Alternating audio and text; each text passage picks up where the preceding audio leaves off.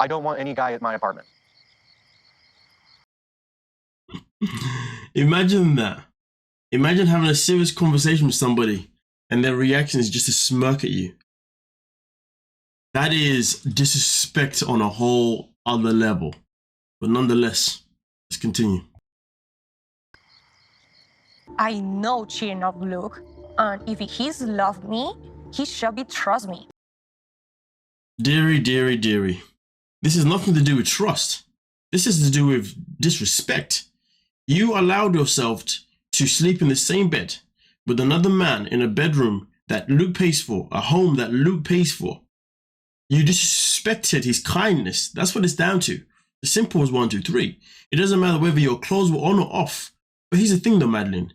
If the shoe was on the other foot, would you be happy finding out that Luke slept in the same bed with another woman? Regardless of the fact that they didn't do anything? Now here's the thing though. It is still questionable whether or not she did cheat or not. Now here's the thing. Right now they're saying that this man was drunk. So therefore there's a good chance that she didn't cheat, because sometimes when people are that drunk, they're so drunk that they just pass out. And not only are they so drunk that they pass out, but sometimes when people are drunk, they will pass out anywhere. And he could have just ended up in her bed, but either way though, she knew he was in her bed before she got to that bed. So she had an option to either wake him up and get him out, or if he was completely just gone with it, I guess maybe in that moment in time, there's nothing that she could have done because she would have been too weak to move his body. But she could have then at least moved herself and slept somewhere else, because at least then she's still not sharing a bed with some random dude. But either way though, like I said before, if the shoe was on the other foot, regardless of what reasons Luke would have had, she would not be happy about it one freaking bit. So the fact that she's behaving the way she's behaving is ridiculous. And I need a prenup, especially after now. End of story. Oh look, Luke got a backbone now. I need a prenup now. End of story. Man. But the prenup conversation though, we're gonna get back into that, because to be honest with you, I feel like I figured out a more deeper reason behind why he wants that prenup.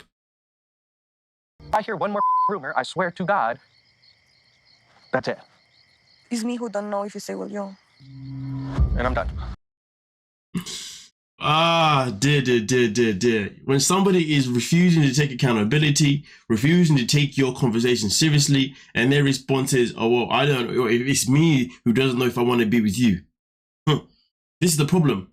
Madeline is functioning on this level of, she's been very protective of herself in ways that are unhealthy. And I say that, what I mean is she's doing things and she's protecting herself in ways that where she'll happily sabotage something if she knows that it's her that took control of sabotaging that thing, because she's the one that doesn't want to be left behind. Why? Because she has abandonment issues, which, listen, respectfully, I understand that. But at the same time though, the way she's behaving, nah, it's not acceptable. But either way though, like Luke says, he's done. Yeah, I'm sure you are, buddy. Other woman gonna to say like, oh, please stay with me, this is not true. But I am not like that. I have so many more reasons to don't be with him. You see what I mean? This is another example of her responses being based on the fact that no matter what happens in life, she wants to be the one that took control of the situation. She wants to be the one that left it, you know. She wants to be the one that, was the one that said, no, I'm going, not you. Do you see what I'm saying? Because at the end of the day, the way she ends it by saying, well, I have many reasons to not want to be with him. Well, if that's the case, then why are you with him? If you got reason to not be with someone, then you shouldn't be with that person. So for her to say it in this situation because she now knows that she's on the wrong side of the conversation, she thinks that she's been tough saying this. Listen, at the end of the day, I get it. She's got abandonment issues and she's afraid of looking vulnerable. She's afraid of looking weak, all that kind of stuff. I get it. But at the same time though, this is not the way to be. So I decided to apologize with Luke because I realized someone told me these rumors about my fiance. Oh dear. And now she's finally come to the conclusion that, hey, guess what? If the shoe was on the other foot, I know that I wouldn't be happy. So I'm now going to apologize. Now listen, we can say that yes, this is her finally taking accountability. But if you ask me, it's not. It's her trying to save the relationship because she's now recognizing all the good things that she has. And she's like, you know what, I think I'm playing fire a bit too much. Let me just humble myself a little bit on the outside to give him, she wants to give him an ounce of trust. You see what I'm saying? She wants him to feel as if she's now ready to take accountability and this is going to be the movement going forward. And that's something that I question. But let's continue first. So sorry how this looked like everything I want. I mean, listen, she's now came in that she's so sorry about how old this looks like. And, you know, and she's now also saying to telling Luke that he's everything that she's ever wanted. All of a sudden, this is something that actually matters. Here's the thing. In this life, there were certain people who apologize because generally speaking, they've taken accountability and generally speaking, they're ready to move forward and they want to make sure that the actions will be shown moving forward. But then there's some people who say things because they want to make you feel as if they're going to change and they want to make you feel as if like this is going to be a new beginning for a great future. When in reality, all they are doing is giving you a false hope of, yes, I'm taking accountability. Yes, I'm going to be this. Yes, I'm going to be better. Yes, I'm going to be more emotionally available for you. When in reality, they're just giving you that little ounce of belief so you stick around, knowing full well they're going to go back to making things to being all about them, about being me, me, me. Trust me when I tell you this, but let's continue real quick. Madeline won't sign the prenup. I don't want to get married. So here's the thing. He's now saying that if Madeline doesn't sign the prenup, then he doesn't want to get married. I mean, listen, I hope he means that. I hope he's going to stick to that. But let's talk about the prenup situation, though. I personally think this whole prenup situation is it's not necessarily because his friend said it. It's more of a case of like at the very beginning, he made it clear that, you know, he buys a lot of things. And if anything, he does believe that she loves him conditionally more than she does him unconditionally. And he's also very aware that because he keeps spending money on her, that's the reason why she's probably still sticking around. So in my opinion, I think that he knows that she's with him, or he knows that he's with her because he keeps using money to keep her around. So therefore, if there was ever a chance where things could go south, he would be in a position where he knows that he's going to be with someone that will probably want to take everything from him. Why? Because that's how he's always based the relationship, on him always giving her things. So therefore, having this prenup is more like now, oh shiz, I don't know if she's actually with me for emotional purposes, if she's with me for mental purposes, whatever. Because I know for sure she's definitely with me because I always give her things. So if our relationship did go south, she probably will try to run away with a lot of things. So I think personally, he's now recognizing how he's recognizing the foundation of their relationship, and that's why the prenup is more important than ever. I mean, honestly, he's put himself in a very stupid situation. Do you see what I'm saying? But either way, though, just to finalize before I move on to the next couple, I still generally believe that when it comes to Luke and when it comes to Madeline, her apologies don't mean anything. Her apologies are literally a form of her saying, hey, I'm going to give you this little false hope that things are going to be better and I'm going to take accountability moving forward. But in reality, once you trust me again, she's going to go back to making sure that the relationship continues to be what it was before. And what was it before? It was all about me, me, me, because Madeline is always going to be me, me, me, until maybe further in life something happens that's going to actually humble her for her to actually take accountability and then actually evolve and become mature. But right now, at the age of 19, nah, that ain't happening anytime soon. She's pretty much still in her she's still pretty much in her abandonment issue era, and she's still going to be wanting that whole me, me, me. I want to make sure everything's for me, me, me, because, you know, I gotta be me, me, me. If that makes sense to you, it makes sense to you. If it doesn't make sense to you, then maybe you just haven't been in that stage of life yet. Who knows? But with that being said, though, let's get into the next couple. And then he want to have some threesomes. That's not like marriage material. When your family even tells you that, hey, the guy you're with is not marriage material, sometimes we just have to listen hard. But anyway, we continue. Basically, he said that he wouldn't mind having a threesome with me and Tiffany. Girl, Oh, hell no. President joins us. How little do you think of me? It's simple. He doesn't respect you. Any human being that respects you would never put you in a position where they bring a family member into the conversation like this. This is disgusting. This is revolting. I mean, boy, I got so many words that I can say right now that you know what? I'm gonna calm down a little bit. I don't want to say too much, but the matter of fact is, though, recognize that if somebody's gonna say this to you, it clearly shows you that this person does not respect you to the slightest. It doesn't matter even if they show an ounce of respect in certain areas. This one right here is a big enough respect to say they don't respect you as a whole. Because really and truly, for somebody to then comment about your cousin and say, hey, how about we have a threesome with your cousin as well? Are you mad? To be honest with you, in that situation, I don't know how I would have reacted, but I definitely would have been gobsmacked. But Really and truly, does the conversation need to go any further after that? If I hear that, I'm done, I'm out. I'm never speaking to you again. There is no seeing you again to see if we can talk things out or to see if I can understand why you said it. Why? There's no need for it. The person has shown that they don't respect you. Point blank, you know the rest. You know your value, know your worth, and do not even consider it. And you can't let people just take from you. Nah, I always wanted to have a threesome, but in the moment that I say that, I just say that just to push you to have one. That's my cousin. That shouldn't even been a conversation. There we go. It's your cousin. There shouldn't have been a conversation. It's your cousin, and you shouldn't even be on this freaking boat with him. Why you're here with him, I have no idea. I mean, I get it. Sometimes in life, people have an inkling of hope that maybe if we can talk about it and you can maybe understand it, I can get over it. Sometimes people have the inkling because they want to be like, okay, let me talk to you and let me see if you're able to take accountability about the situation. And that's the question. Did Adriana take accountability? Well, let's find out. She's not really my type. I like you. I don't like her. And if I want to have a threesome, I want to have someone, we'll be big together. Make that make sense. Let's just rewind that back a little bit again because the way he contradicted himself in such a short space of time is quite comical to me.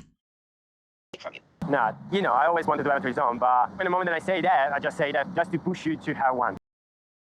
So he begins by saying that I just said that then because I wanted to push you to have one. So if she said yes, you would have done it with her cousin, right? But let's just focus on the fact that he begins by saying that I said it to push you to have one, right? All right, cool. Of course, after this, he goes on to say that she's not even his type, which therefore contradicts everything. But let's go. That's my cousin. That shouldn't even been a conversation. She's not really my type. I like you. I don't like her. And if I want to have a threesome, I want to have someone, we'll be big together.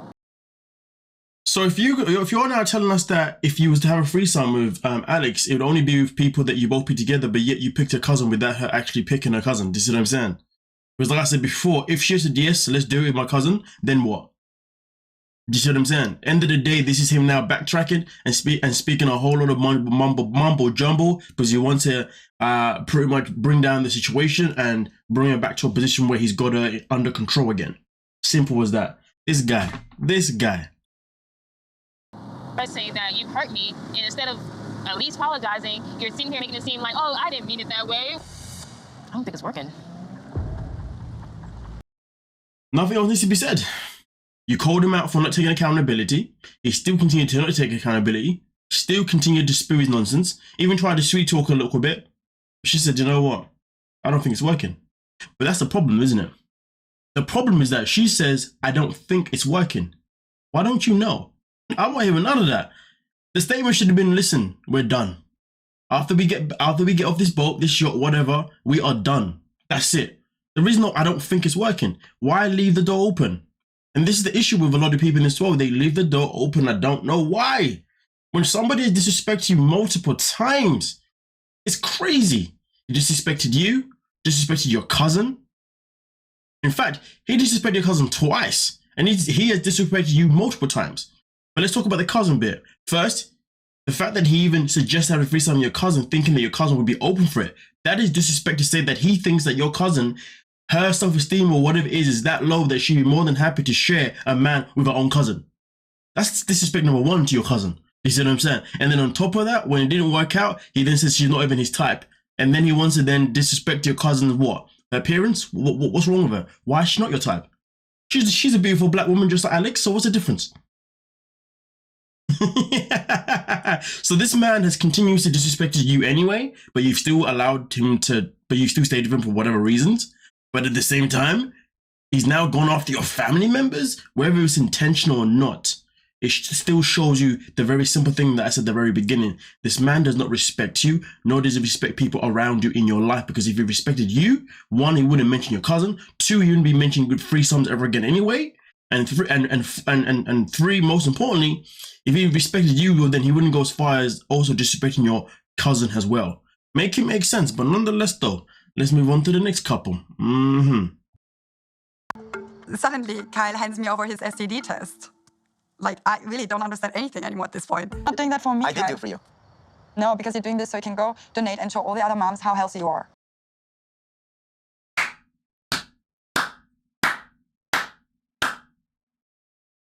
I don't even have to say anything because that was nothing but facts. Okay, there's one in Norway that was over 4 months ago. And it was natural. Yeah, we did. And then there was United Kingdom. Shortly before you arrived. It was like the day before I came out. Yeah. So here's the thing. They go into a conversation where he's now talking about how he has slept with a woman 4 months ago in one location and another one a month ago in another location. And then in this conversation, he then decides to bring up the fact that she had also potentially slept with somebody around the same time. And this is where they start to talk about her ex. Obviously, she had an ex that she cut things off because she was obviously dedicated to him. But then, of course, she decides to obviously see ex anyway the day before, and then obviously they did the madness clearly. I mean, I get it. He's trying to obviously play tick for tack, but here's the thing though: when a relationship starts to become tick for tack, that's the moment the relationship is not healthy to the slightest. That's when you know the relationship is just completely downhill, because then it kind of starts to feel as if it's some weird competition. You know what I mean? But it's not. Either way though, it's unhealthy, it's petty, it's toxic, it's just ugh. But I reconnected with him a few weeks before. I was just torn between both of them. It's funny how she says that she was torn between both of them, but in this season, she spoke a few times about how she has love for him. This guy, by the way. Yeah. It hurts a lot what she did, because I've never been this open with someone before and really put this much effort into a relationship. And knowing that a few days before I came out here, she essentially cheated on me with her ex. Oh, did. She essentially cheated on me. What does that mean? What do you mean she essentially cheated on you? It's either she cheated on you or she didn't cheat on you. There is no essentially cheated on you. Man, like, yo. Essentially cheated. People who cheat also, they do. Why do they do this? It's not even a term, so I just had to see what Google would give me on that one. You know what I'm saying? And he gave me nothing. But yeah, it's either she cheated or she didn't cheat. It's that simple. It's that simple. Have an emotional connection with this woman, but in this case, she dated this guy. Yeah. Okay, does he have a fair point that she decided to sleep with a guy that she had a connection with, despite that? And for him now, well, he's just sleeping with women that are just women to him, because he just, you know what I'm saying? Well, let's break it down. There's nothing to break down. Cheating is cheating. Whether or not she cheated with emotion, or whether or not you cheated because it's your work, cheating is still cheating. But I guess your argument is that it's your work, so therefore it's not cheating. It's her responsibility. I obviously accept it, which I guess is a fair argument. But boy, you know what though? To be honest with you, I'm just fed up with these two. This whole relationship is just freaking pointless, to be honest with you, isn't it? Really and truly.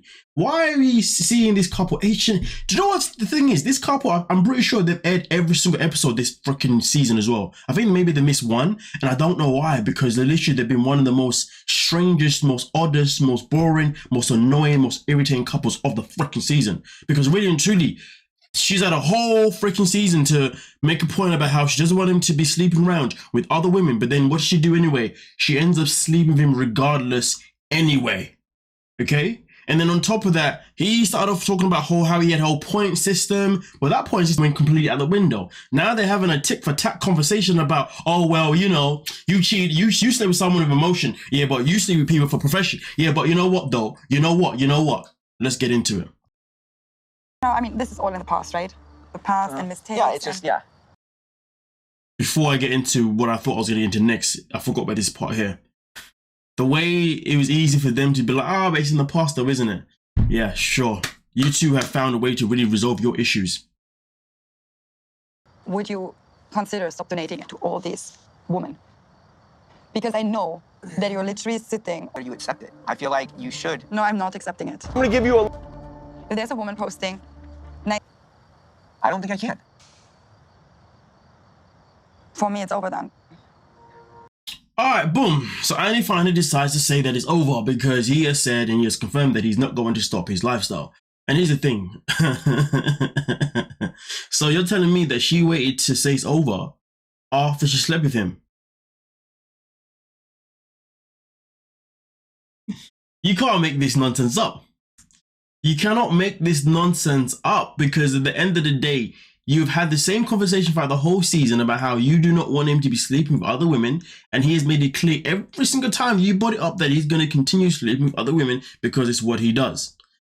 But then you still went off and slept with him anyway. I guess you thought that maybe you had the magic in your pants that was going to convince him that, hey, my one is so good that you're never going to want anyone else's ever again. Yeah, men aren't as simple as you think anymore when it comes to the area, because really and truly, we now live in a society where there's so many women willing to just open their legs and just give it to you to be really and truly.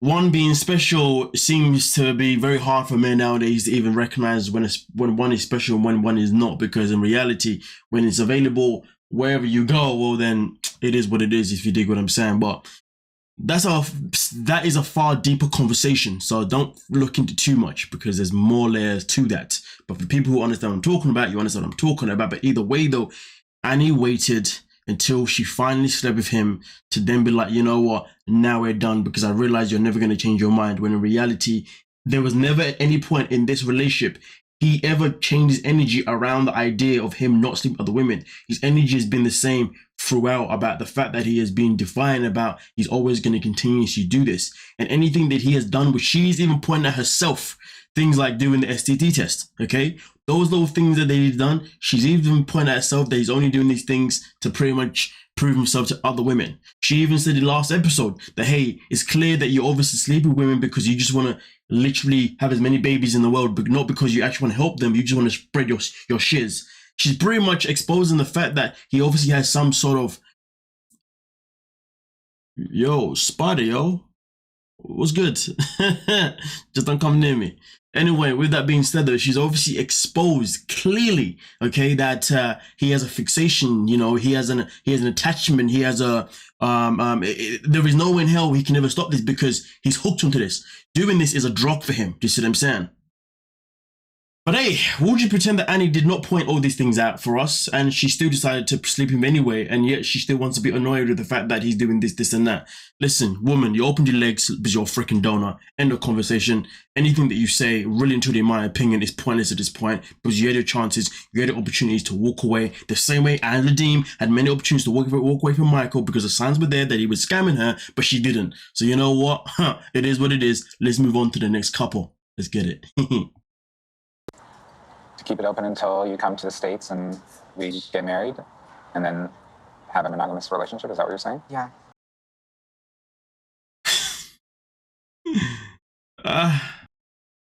Like the idea, the person that you have sexual things was like persons that you'll be close, like friends. If you want to have that, I think should be with someone that they've not met, never. I mean, listen, A-Leah's got a fair point. You know, if you're going to be sleeping with other people, at least sleep with people that you don't know, not people that you have a connection with or people that you know personally, because at the end of the day, that is something that could definitely interfere in our relationship in the near future. And also, most importantly, A-Leah never wants to be around the same table that her husband-to-be has been pretty much boning this whole time. You know what I'm saying? She doesn't want to see the person that he's been doing the madness with. You know what I mean? Which, respectfully, I completely get that. Completely get that. But Sean over here, well, he has other thoughts. I'm thankful that Sean agreed to being monogamous once I moved to the US. I find that hilarious. I'm thankful he's... Why are you thankful he wants to be monogamous when you moved to the US when he was in an open relationship this whole time? Without even your permission. Like, without you even talking about it. He was doing it behind your back, but he just assumed you'd be okay with it. But don't worry about it. You're thankful, though, that he's going to change his ways when you come to the US. It's funny, though, because here's the thing. If he's enjoying life, being able to do his madness with other guys, here's the thing. Even when you move, what makes you think he's not going to continue doing that? Because some things like that can become an addiction, or it can become a thing of where it's like, look at it this way. Sean loves power over you. You know, he likes to be there because he knows he can be in control. And you know this because you've identified him multiple times that he is always showing signs of where he wants to be dominant at all times, and he wants you to pretty much be his little submissive woman. Yeah, let's be respectful. You know what I'm saying? So really and truly, do I trust the fact that he's going to actually be monogamous when you move to the USA? Hell to the freaking no. He's going to continue doing what he wants to do. And also on top of that, based on the preview for next week's episode, for Sean recognizing all the changes that you want to do to your body, just know this. If you do decide to get the chop, well, your days of him being monogamous are 100% over, because he obviously doesn't want to be with somebody that doesn't have the schlong. Because obviously, clearly, he likes the schlong in his, you know what I'm saying? Otherwise, just saying, It wants me to guarantee that anybody that I've been with won't be a part of our lives. I'm not feeling like I want to sign off on that. You would think that Sean will respect my feelings and not have sex with any friend or anyone that will be in our life. It's disrespectful. I'm sorry, but at what point in this season has he shown you respect? If you ask me personally, throughout this whole season, he's made it clear that he wants things to be in a certain way. The amount of times he has pretty much spoken down on the fact that you're now A-Leah and not Douglas. The amount of times he has said that, listen, I really miss Douglas. The amount of times he's pretty much talked about how he actually preferred Douglas. Douglas was quiet, shy, and all that kind of stuff. And he's not really a big fan of A-Leah, because A-Leah is more, you know, expressive and whatnot. Listen, the whole season, he's done nothing but disrespect you. You know what I mean? And anytime you've had a voice to speak about anything, he has made sure to shut it down. Or if he hasn't shut it down, he's kind of playing along that it's going to be A-okay. But really, in reality, I don't think it's going to be A-okay. The worst thing about Sean is that he's lying to himself. That's the worst thing. He knows that he likes men. He likes men that legit are still looking like men. He doesn't like trans. I don't care what anybody says. I'm not convinced that he wants to be with someone that is trans, because every single time Douglas becomes, well, Douglas has been A-Leah's whole season. He has not been happy any step of the way. Every step of the way, he keeps talking about freaking Douglas. And he even spoke about how he was married before to a woman, but then listen, he left that because he wanted some freaking D. You know what I'm saying? Man likes the D. Probably in all holes. If you're not gonna have a D in the near future, your relationship is done. But like I said before, he's lying to himself. I don't know why he's sticking in this relationship. I don't know why he's sticking around, really and truly. It doesn't really make any sense to me based on the storyline, unless it's things that they're not telling us. If you ask me personally, there's something that is extremely missing. And as far as I'm concerned, my guy over here, he only cares about the D. And once you start to look more and more feminine, any power that you're looking to have over him, wishful thinking. Like I said before, he needs to be honest with himself, and he needs to just leave you alone and go find someone else that he knows he's actually going to be happy with, because he knows that person's always going to be the person that he met, not somebody who's going to change themselves after meeting them. And that's what you did. You was Douglas. He fell in love with Douglas, but then guess what? Douglas changed. Simple as that. He does not love A-Leah. He never will love A-Leah. He doesn't want A-Leah. Never will want A-Leah. Since he's been in Brazil, how many times have you had intimacy? Oh yeah, 0. He has not touched you once. He has not slid inside there once. No, have you slid inside of it once? You know what I mean? There's been none of that. Either way, you two haven't even kissed from my recollection, to be honest with you. So recognize, if he's not touching you, it's because he's not into you as A-Leah. And it's not because he's been satisfied with next man in the USA. It's nothing to do with that, because clearly, I can tell you this now, he obviously has a high sex appetite, because if he didn't, then he wouldn't want to have an open relationship, if you dig what I'm saying. So trust when I tell you, when it comes to him and his sex appetite, it is there, it is there, it is ready to go. But guess what though? It's only there and ready to go if he sees what he likes. And when he looks at A-Leah, this is what happens. But if Douglas comes back, but like I said before though, the biggest problem is that Sean is not being honest with himself. And that is probably the most annoying thing about the whole situation. I said what I said. Let me know what you're thinking down below in the comment section, and we'll talk about it. Don't forget to like, subscribe, and of course, peace.